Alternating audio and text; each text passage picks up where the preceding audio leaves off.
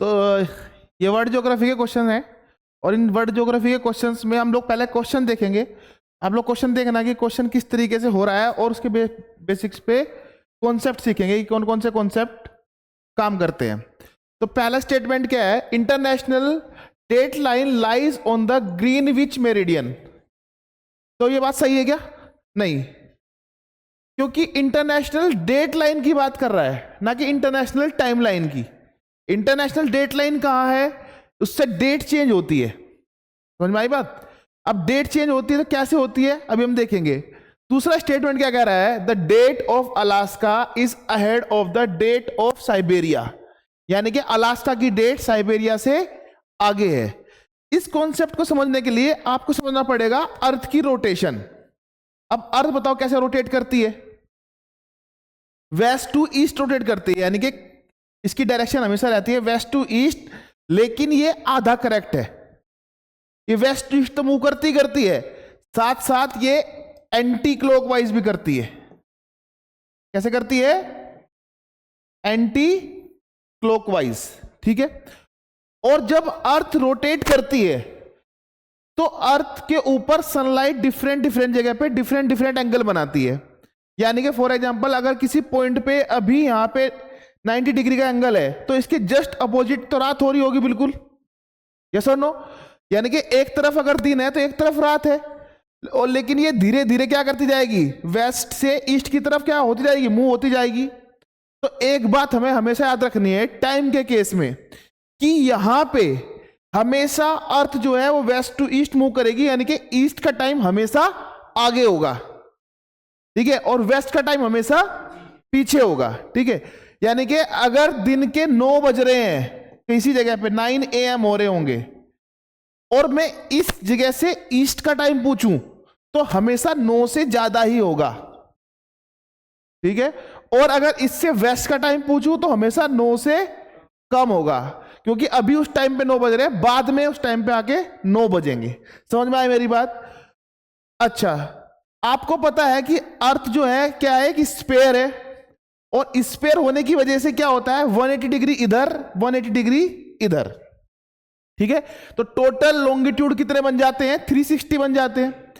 यानी कि हम लॉन्गिट्यूड के हिसाब से टाइम बता सकते हैं। जब आपको एक बात पता है कि अर्थ जो है अपना पूरा एक कंप्लीट रोटेशन 24 आवर्स में करती है, ठीक है, तो यानी कि पूरा 360 डिग्री कितनी देर में घूमी वो, 24 आवर्स में, यस और नो, ठीक है। तो हम क्या हर एक घंटे का टाइम निकाल सकते हैं? क्या आप बता सकते हो कि एक घंटे में कितना घूमेगी? तो 360 को 24 से डिवाइड कर दूं, यस और नो। तो 360 को मैंने 24 से डिवाइड कर दिया, ठीक है, तो ये कितना आया, 15 डिग्री। यानी कि अर्थ अपने हर एक घंटे में कितने डिग्री घूम जाती है, 15 डिग्री घूम जाती है। और 15 डिग्री ये कितना आया, 1 आवर। तो 1 आवर को मैं क्या कर सकता हूं, 60 मिनट लिख सकता हूं कि नहीं लिख सकता हूं? तो मैंने यहां पे 60 मिनट्स लिख दिया। यानी कि अर्थ हर एक डिग्री हर एक 4 मिनट में क्या करेगी, रोटेट कर जाएगी। समझ में आ गई मेरी बात की नहीं आई? यानी कि हर एक डिग्री 4 मिनट में रोटेट करेगी। अब आपको पता है कि 180 डिग्री इधर लॉन्गिट्यूड है, 180 डिग्री दूसरी साइड लॉन्गिट्यूड है। तो क्या हम किसी एक पॉइंट से या किसी जगह का अगर हमें लॉन्गिट्यूड पता चल जाए तो हम दूसरी जगह के लॉन्गिट्यूड का टाइम बता सकते हैं कि नहीं बता सकते? बता सकते हैं। कैसे बता सकते हैं? जैसे फॉर एग्जांपल एक क्वेश्चन लेते हैं। पहला क्वेश्चन ये है, आप लोग करो, लेट्स अज्यूम किसी एक जगह पे जिसका लॉन्गिट्यूड 90 डिग्री ईस्ट है, तो बता वहां पे 4 बज रहे हैं सुबह के, तो 90 डिग्री वेस्ट पे कितना टाइम होगा? देखो फटाफट देखते हैं। ये हमारी अर्थ है और अर्थ की शेप कैसी होती है, ओब्लेट स्फेरॉइड। क्या है ये, स्फेरॉइड है ना, तो लेकिन शेप कैसी है, ओब्लेट है, तो इसको बोलते हैं ओब्लेट स्फेरॉइड। अब मुझे बताओ यहां पे हमारा 0 डिग्री है, 180 डिग्री इस साइड है, 180 डिग्री इस साइड है। ये कौन सा हाफ है, ईस्टर्न हाफ है, और ये कौन सा है, वेस्टर्न हाफ है। टाइम क्या बताया था मैंने, 90 डिग्री ईस्ट पे तो 90 डिग्री ईस्ट कहां पे होगा? बीच में होगा यहां इसके। और ये भी 90 डिग्री ईस्ट कहां पे होगा? बीच में होगा कि नहीं होगा? ठीक है, तो 90 से 90 जाओगे, यानी कि मैंने यहां का टाइम दिया है और मैं आपका टाइम कहां पूछ रहा हूं? 90 डिग्री वेस्ट पे। तो टोटल डिफरेंट डिग्री का कितना आएगा? 90 प्लस 90, तो कितना डिग्री हो जाएगा? 180 डिग्री। यस और नो? तो और 180 डिग्री का डिफरेंस हमारे पास आ गया। तो मैं इसका टाइम निकालने के लिए क्या करूं? 15 से डिवाइड कर दूं कि नहीं कर दूं? 15 से डिवाइड कर दिया हमने, तो 15 10 जा 150 और 12 और आ जाएगा। 15 को 12 से तो क्या आएगा हमारा निकल के? 12 आवर्स। यस और नो? और टाइम क्या बताया था? 4 AM, तो 4 PM हो रहे होंगे। 12 घंटे का डिफरेंस आएगा कि नहीं आएगा? समझे? इस तरीके से टाइम का डिफरेंस निकाला जाता है। लेकिन क्वेश्चन है दूसरा, अब पूछ रहा है कि इंटरनेशनल डेट लाइन क्या होगा। ये तो मैं पता चल गया कि ईस्ट में टाइम हमेशा आगे चलता है और वेस्ट में टाइम हमेशा पीछे चलता है। लेकिन दिक्कत यहां पे ये है कि ईस्ट कहां खत्म हो रहा है और वेस्ट कहां शुरू हो रहा है, ये नहीं हमें पता, क्योंकि एक स्फीयर है भाई, ये एक गोला है ना, ये क्या है कि स्फीयर है, लेकिन हमें ये नहीं पता ना कि कहां से ईस्ट शुरू करें और कहां से वेस्ट खत्म करें। तो इस चीज का सॉल्यूशन निकालने के लिए एक लाइन बनाई गई जिसको बोला जाता है इंटरनेशनल डेट लाइन। ठीक है, अब ये इंटरनेशनल डेट लाइन कहां है, कैसे है, इसको देखते हैं।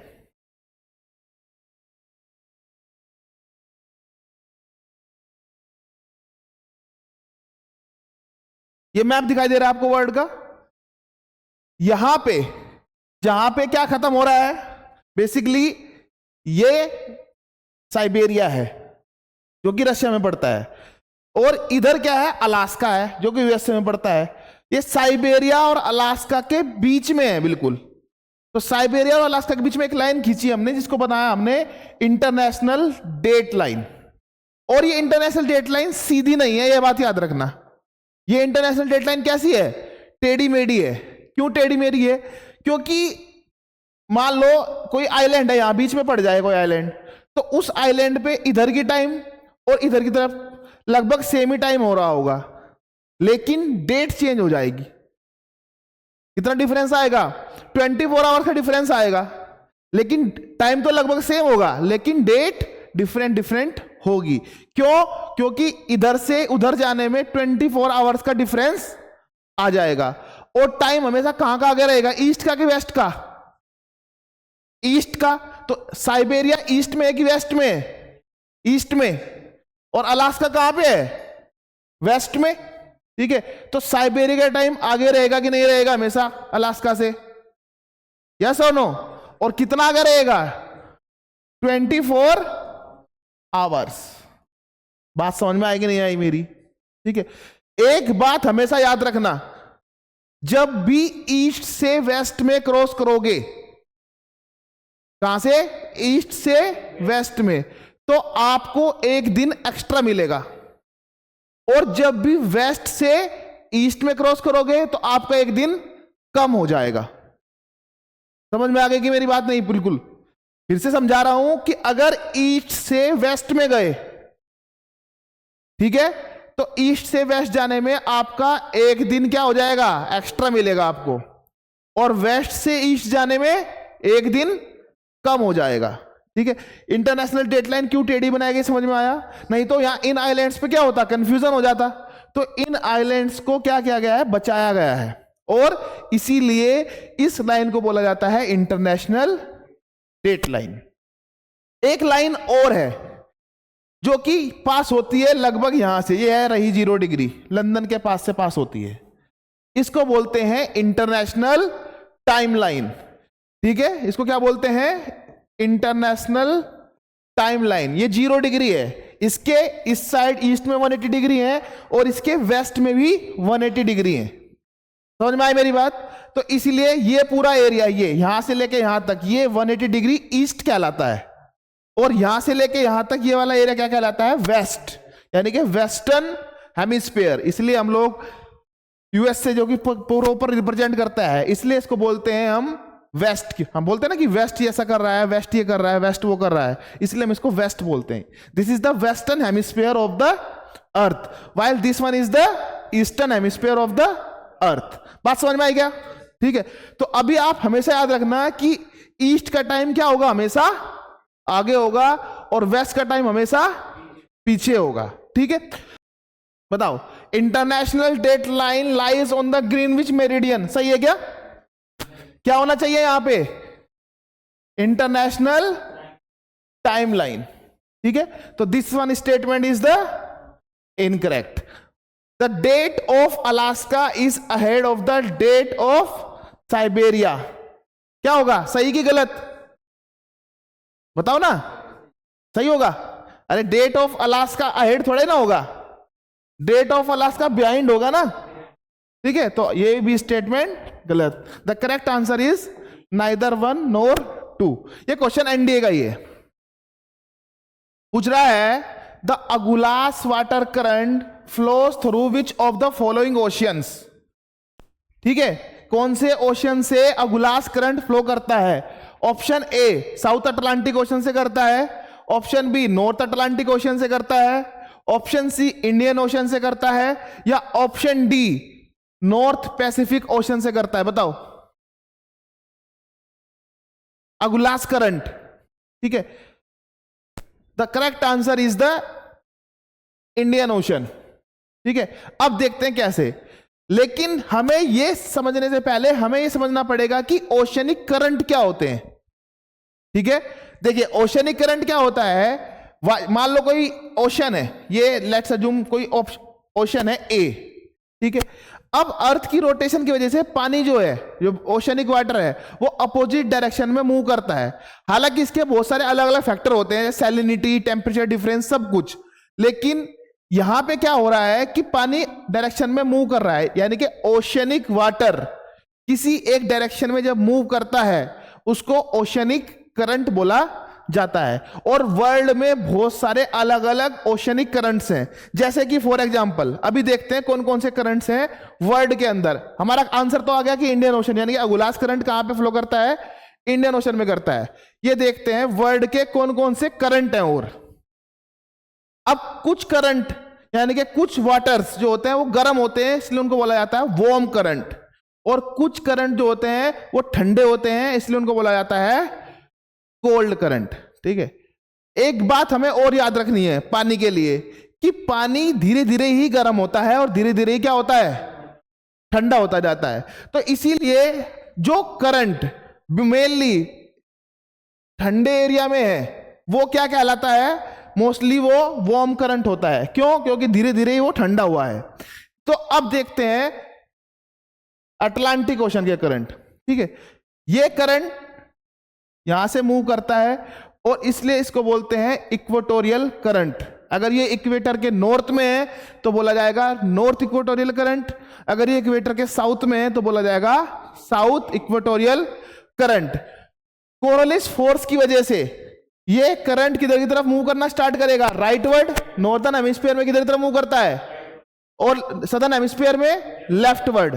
यानी कि कोई भी चीज इक्वेटर के अगर राइट में है, ठीक है, सॉरी इक्वेटर के नॉर्थ में है तो वो हमेशा राइटवर्ड मूव करेगी, और अगर वो साउथ में है तो वो हमेशा लेफ्टवर्ड मूव करेगी।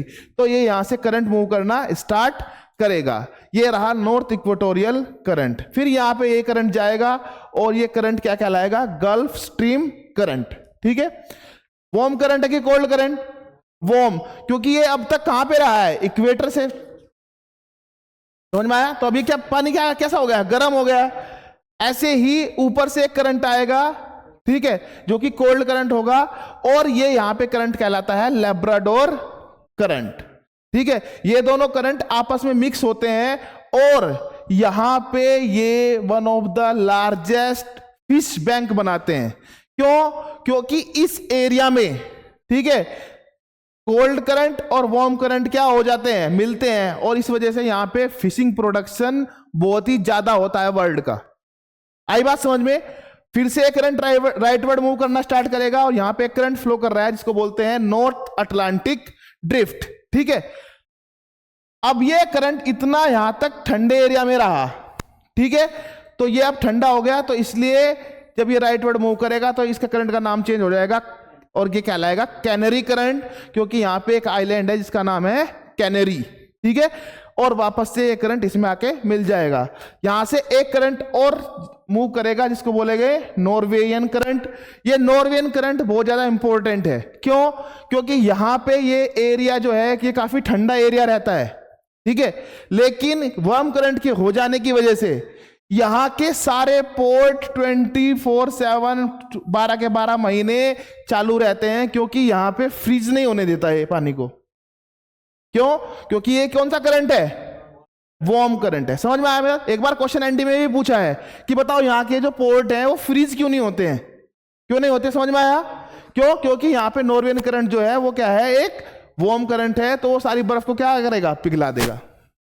इस तरीके से अलग अलग करंट हैं। जैसे फॉर एग्जांपल ब्राजीलिया करंट कैसा है? वार्म की कोल्ड? Benguela current cold. ऐसे ही इंडियन ओशन में वेस्टर्न ऑस्ट्रेलिया करंट कैसा करंट है? Cold current. और ये रहा हमारा अगुलास करंट, जिसके बारे में हम लोग आंसर फाइंड कर रहे थे, ठीक है। इसी तरीके से पैसिफिक ओशन के अंदर भी बहुत सारे करंट है, जैसे कि कुरुशियो करंट, ये कैसा करंट है? Warm current. ओयोशियो करंट, ये कैसा करंट है? Cold current. इसके अलावा यहां पे भी कैलिफोर्निया करंट कैसा करंट है? कोल्ड करंट, ठीक है। ऐसे ही सदर्न पैसिफिक में भी पेरू करंट कैसा करंट है? Cold current. और ईस्ट ऑस्ट्रेलियन करंट कैसा करंट है? Warm current. ये सारे के सारे करंट हैं जो कि वर्ल्ड के ओशियंस में फ्लो करते हैं। इसके ऊपर भी बहुत सारे क्वेश्चंस एनडीए में पूछे जाते हैं बार बार, ठीक है, कि कौन सा करंट वार्म करंट है, कि कौन सा करंट कोल्ड करंट है, कौन सा करंट कौन से ओशन का है। इवन ये क्वेश्चन भी पूछे जाते हैं। समझ में आया? सबको आंसर पता चल गया? ठीक है।